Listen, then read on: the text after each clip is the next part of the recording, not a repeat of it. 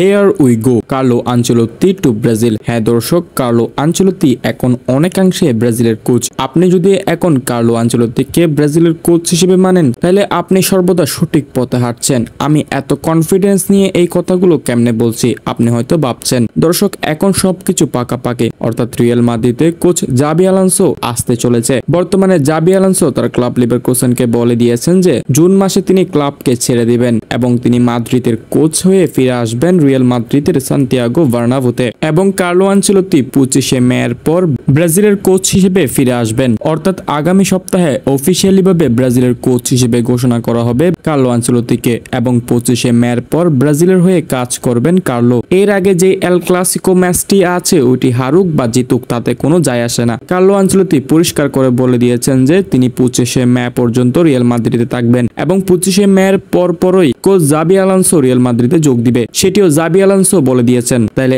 এখন হিসাব বরাবর, তাহলে 25 মে এর পর নির্দ্বিধায় কার্লো আনচেলত্তি সিবিএফ এর পেপারে সাইন করবেন, কারণ এখন আর পেরেস কার্লো আনচেলত্তিকে আটকাবে না, কারণ পেরেস ইতিমধ্যে রিয়াল মাদ্রিদের কোচ হিসেবে জাবি আলোনসোকে পেয়ে গেছে। তাই আপনারা বলতে পারেন কার্লো আনচেলত্তি এখন মুক্তি পেয়েছে এবং এই সুযোগে তিনি ব্রাজিলে যোগ দিবেন। এটি এখন অনেকাংশেই নিশ্চিত, এখন শুধু কিছু সময়ের অপেক্ষা। যারা এখনো জানেন না কার্লো আনচেলত্তির এই ব্যাপারগুলো, আশা করি এই ভিডিওতে জেনে গেছেন। তো দর্শক, আপনাদের চাওয়া পাওয়া কি এখন পূরণ হয়েছে? কার্লো আনচেলত্তি ব্রাজিলে আসায় আপনাদের অনুভূতি কেমন তা অবশ্যই কমেন্ট সেকশনে জানাতে পারেন।